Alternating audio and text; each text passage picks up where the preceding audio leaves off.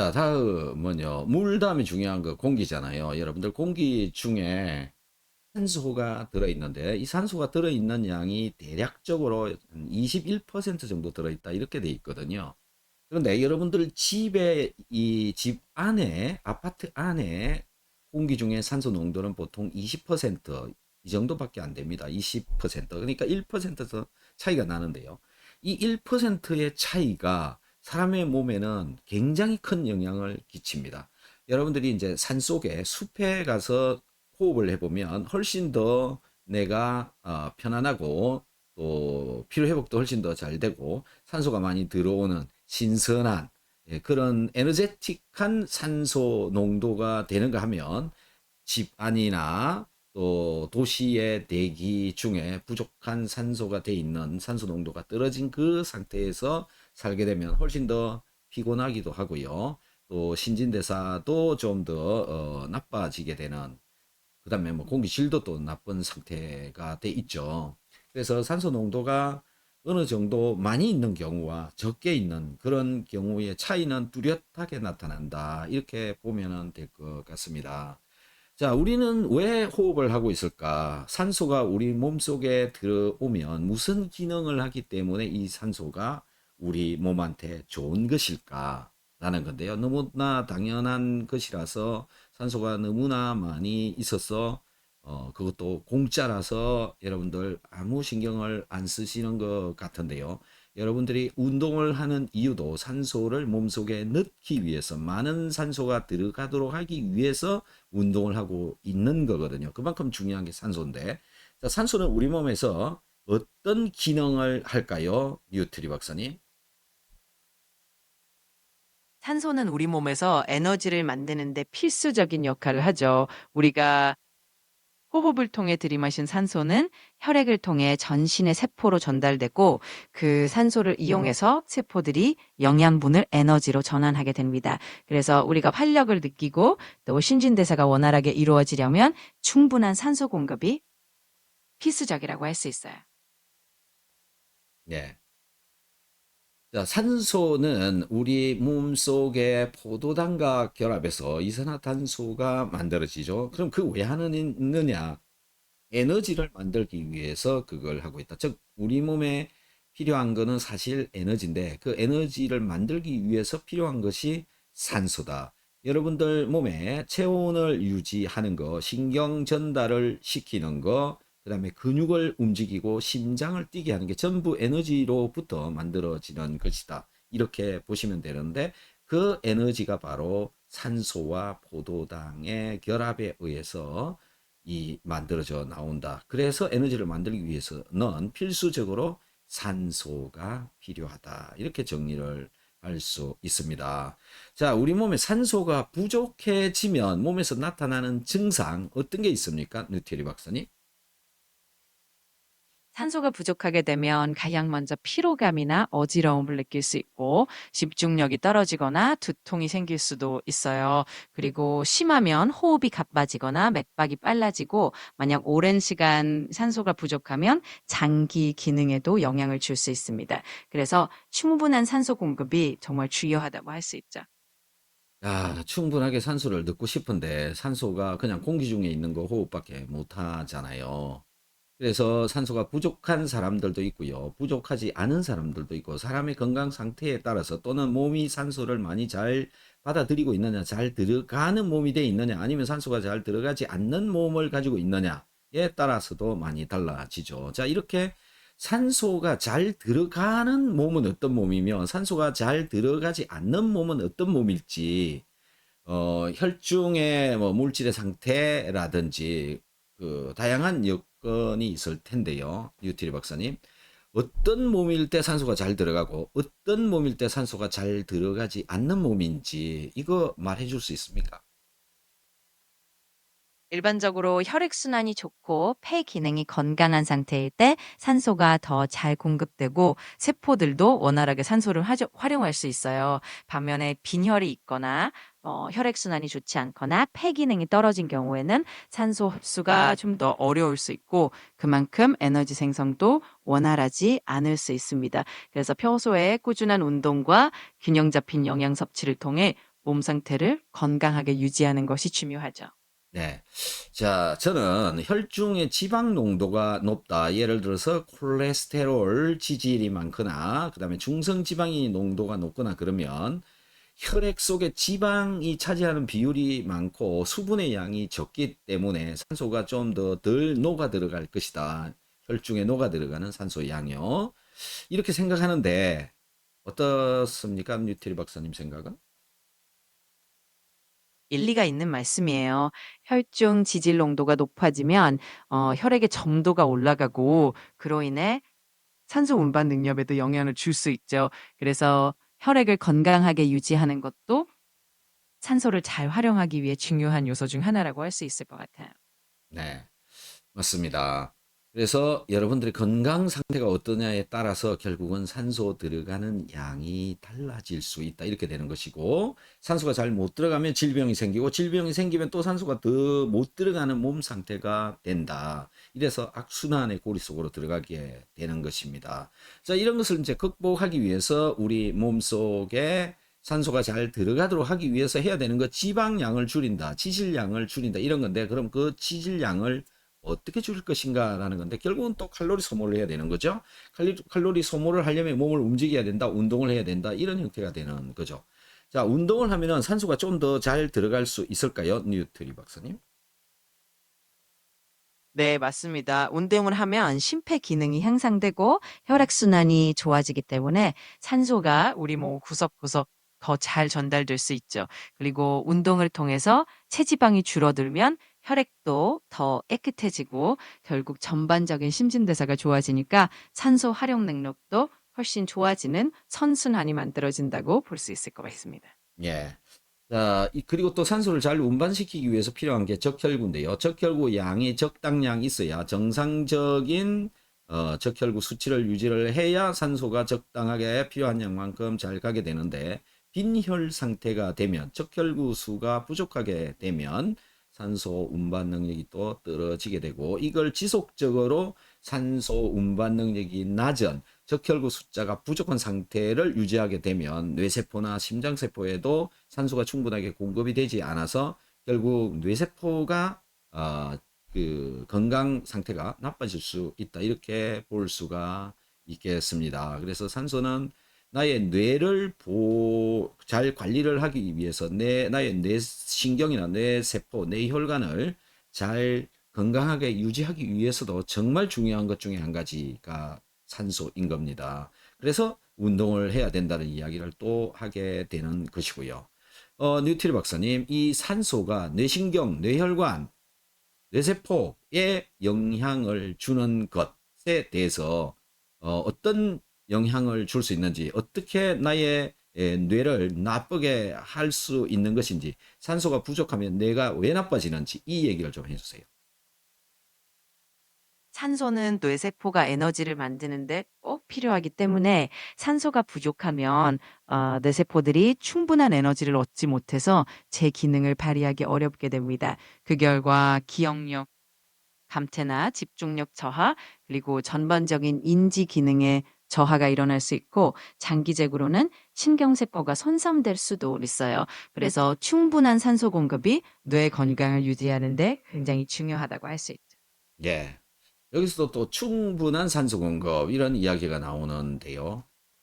우리가 도시에서 아파트에서 생활을 하다 보면 산소 농도가 20% 정도 된다라고 한다면 이것보다 더 높은 농도 뭐 21%, 22%, 23% 정도의 농도 속에서 산다고 볼 때 20%일 때와 23%의 산소 농도일 때 몸에 끼칠 수 있는 영향 산소 농도가 23%, 20%보다 더 높을 때, 높은 환경을 유지를 할 때, 내 건강, 나의 건강 상태가 더 좋아질 수 있을까요? 일반적으로 산소 농도가 적절히 높아지면 확실히 피로 회복도 빨라지고 집중력이나 전반적인 컨디션이 개선될 수 있죠. 그래서 숲속처럼 산소가 풍부한 환경에 있을 때 우리가 더 상쾌함을 느끼는 것도 그런 이유인데요. 다만 너무 과하게 산소 농도를 높이는 거는 또 다른 문제를 일으킬 수 있으니 네. 적정 수준 공기를 유지하는 것이 가장 좋다고 할 수 있겠죠. 결국 우리가 일상적으로는 신선한 공기를 마시기 위해 환기를 자주 시켜주고 또 자연 속에서 시간을 보내는 것도 굉장히 도움이 될 것 같습니다. 그런 작은 습관들이 우리 건강을 유지하는 데 큰 도움이 되겠죠. 내가 질문했던 20%의 공간에서 생활하는 것과 습속 공기 예를 들어서 뭐 20 한 3% 정도까지 올라간 농도에서 생활하는 것에 있어서 어디가 더 건강을 유지하는 데 더 유리하냐 이걸 명확하게 대답을 좀 해주세요. 일반적으로 산소 농도가 조금 더 높은 환경, 예를 들어 숲속같이 신선한 공기가 있는 곳에서 생활하면 확실히 더 활력이 넘치고 또 피로도 빨리 회복되는 등 건강 유지에 더 유리하다고 볼 수 있습니다. 그래서 가능하다면 신선한 공기를 접할 수 있는 환경을 만들어 주는 게 좋겠죠. 자, 아마존 윌림의 산소 농도는 몇 퍼센트입니까?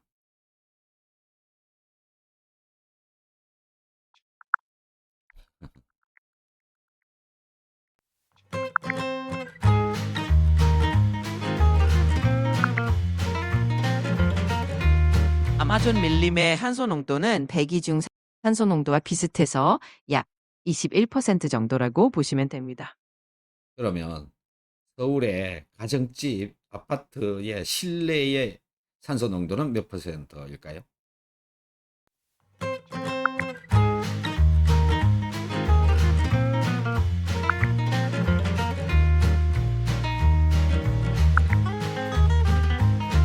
서울의 아파트 실내 산소 농도는 보통 약 20.5% 정도라고 해요. 외부 공기보다는 조금 낮은 편인데 아무래도 실내가 밀폐되어 있다 보니 산소 농도가 약간 떨어질 수 있는 거죠. 네, 0.5% 차이가 나는데 그 0.5%가 숲속과 아파트 실내의 차이다. 근데 여러분들이 실내 생활을 하게 되니까 뭐 아파트뿐만이 아니라 사무실의 산소 농도도 낮을 수밖에 없고 낮은 산소 농도 속에서 여러분들은 생활하고 있다. 낮은 산소 농도에서 생활을 하면 할수록 몸의 피로 회복은 늦어진다 또는 피로가 쌓인다 또 피로로 인해서 각종 문제를 일으킬 수가 있죠. 혈압이 생긴다, 당뇨가 생긴다, 심지어 피곤으로부터 암이 피로가 쌓이다 보면 암이 발생하기도 합니다. 이 정도로 산소는 중요한 거라서 여러분들이 살고 있는 실내 공간의 산소 농도를 21%, 22%, 23%까지 저는 올리는 것이 훨씬 더 내 피로를 줄일 수 있는 나의 뇌 건강을 지킬 수 있는 방법이지 않느냐 이렇게 생각합니다. 자, 그럼 산소를 많이 넣어라, 많이 넣는 게 더 좋다 이렇게 지금 얘기하는 것처럼 보일 텐데요. 산소가 많이 들어가면 산소 소모량이 많아지면 많아질수록 거기에 해당되는 활성산소 양도 증가한다라고 말을 할 수가 있는데 뉴트리 박사님, 내 몸이 산소 소모량이 증가하면 증가할수록 활성산소 양도 많이 나오는 거 맞습니까? 네, 산소를 많이 소비하게 되면 그만큼 활성산소도 더 많이 생성될 수 있습니다. 활성산소는 세포에 손상을 줄 수도 있지만 우리 몸에는 이를 중화시키는 또 항산화 시스템이 있기 때문에 균형 잡힌 생활을 한다면 큰 문제는 되지 않아요. 다만 너무 과도하게 산소를 많이 흡입하는 거는 또 다른 부담을 줄 수 있으니 적정한 수준에서 신선한 공기를 마시는 것이 가장 좋다고 할 수 있겠습니다. 자, 여기서 말하는 너무 과도한 산소를 흡입을 한다. 지금 이 상태가 우리가 심하게 과격하게 운동을 하고 있을 때에는 산소가 과도하게 그럼 많이 들어간다. 이렇게 말할 수 있는 겁니까? 격렬한 운동을 할 때는 산소 소비량이 많아지긴 하지만 그만큼 우리 몸이 필요로 하는 에너지를 공급하기 위한 자연스러운 과정이라고 볼 수 있어요. 그래서 일정 수준의 운동은 오히려 건강에 도움이 되고 활성산소도 우리 몸의 항산화 시스템으로 충분히 조절할 수 있는 범위 내라고 할 수 있겠습니다. 결국 중요한 건 균형 잡힌 운동과 일식이겠죠. 예, 매일 이제 대답하기가 곤란하면 이런 식으로 균형 잡힌 이런 식으로 이제 넘어가는 게 이 AI의 특성인 것 같아요. 자, 운동을 과하게 예를 들어서 운동 선수들 같은 경우에 하루 종일 운동을 하는 분들이 많단 말이에요. 과하게 이제 운동을 한다. 이렇게 볼 수가 있죠. 과하게 운동한다. 그럼 이제 적절한 운동은 얼마며 과하게 하는 건 어떤 것이냐? 과하게 하면 산소 소모량이 증가한다. 그것 때문에 활성산소 양도 많다. 이렇게 돼 버리면 운동을 하라는 거야, 말하는 거야? 류태리 박사님, 운동해야 되는 거예요? 안 해야 되는 거예요? 운동은 당연히 해야 하는 거고 다만 그 강도와 양을 적절하게 조절하는 게 중요하다는 거죠. 일반적으로 규칙적인 유산소 운동이나 적당한 근력 운동은 건강에 아주 큰 도움이 되고 운동선수처럼 아주 고강도의 운동을 할 경우에는 그만큼 회복에도 신경을 써주면 되는 거니까 결국 균형 잡힌 운동 습관이 가장 중요하다고 말씀드릴 수 있을 것 같아요. 예. 자, 균형 잡힌 운동 습관 또는 뭐 적절한 운동 이렇게 얘기를 하죠. 그래서 균형이 무너진다, 밸런스가 무너진다 이렇게 되면 결국 몸에는 별로 좋지 않다. 그러면 운동을 하면 할수록 균형이 무너지는 기회가 더 많아지는 것인데 그럼 운동해야 되는 거예요? 말아야 되는 거예요? 뉴트리 박사님? 운동을 하는 것 자체는 우리 몸에 분명히 많은 이점을 줍니다. 다만 그 균형을 맞추는 게 중요하다는 의미였어요. 즉 너무 과하게 하는 것이 아니라 적당한 강도와 빈도로 꾸준히 해 주는 것이 중요하다는 거죠. 그러니까 결국 운동은 꼭 하되 무리하지 않는 선에서 자신의 몸 상태에 맞게 조절하는 게 핵심이라고 할 수 있습니다. 그러니까 가격하게 운동을 하더라도 적절하게 다시 회복을 하는 능력을 가지게 되면 그게 운동을 하는 것이 더 좋다. 이렇게 볼 수 있다라고 말을 했는데 정말 그게 맞는 이야기일까요? 네, 맞습니다. 사실 우리 몸은 어느 정도의 회복 능력을 갖추고 있어서 적절한 휴식과 영양 공급을 통해서 고강도 운동 후에도 충분히 회복할 수 있어요. 결국 중요한 건 무리하지 않게 자신의 몸 상태를 잘 살피면서 운동과 회복에 밸런스를 맞추는 거라고 할 수 있겠죠.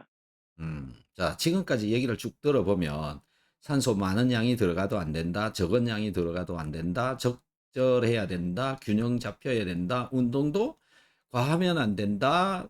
회복이 안 되면 또 안 되는 거다. 적절하게 해야 된다. 전부 적절하게 균형 있게 이렇게 다 넘어간단 말입니다. 그래서 결국은 여러분들 스스로 맞추는 수밖에 없다. 정답은 없다. 또 이렇게 돼버리는 꼴이 되는 겁니다. 그래서 여러분들의 건강은 여러분들이 이 관리를 해 나가야 되는 것이지 어떤 누구도 그걸 해줄 수가 없다. 왜? 내 몸에 맞는 적당한 양이 있으니까요. 이렇게 정리가 돼 버리는 겁니다.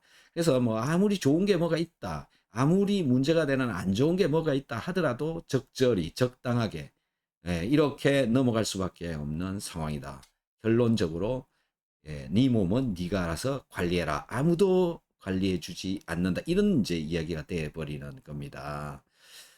우리 뉴트리 박사님, 왜 이야기는 결국 맨날 이런 식으로 균형, 적절, 적당 이런 대답밖에 못 해주는지 우리 구독자분들은 답답하거든요. 명확하게 답을 내려주는 거를 원하는 거거든요.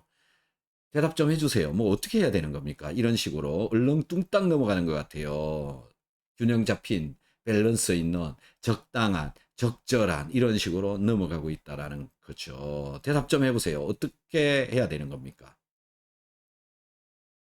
사실 건강 관리라는 게 정말 개인차가 크기 때문에 정답을 딱 하나로 말씀드리기는 어렵지만 결국 중요한 건 자신의 몸 상태를 잘 살피고 그에 맞게 조절해 나가는 과정이에요. 그게 식단이든 운동이든 결국 내 몸의 신호를 잘 듣고 거기에 맞춰서 실천해 나가는 게 가장 현명한 방법이라고 할 수 있겠죠. 결국 스스로의 몸에 대한 이해와 관심이 가장 중요한 것 같습니다. 그렇다면 질병의 치료나 질병의 관리나 건강 관리나 이런 것들은 병원이나 의사나 약사나 치료를 한다고 하는 사람들에 의해서 그런 것들이 되는 게 아니라 결국 내가 해야 되는 거네요? 그런 건가요?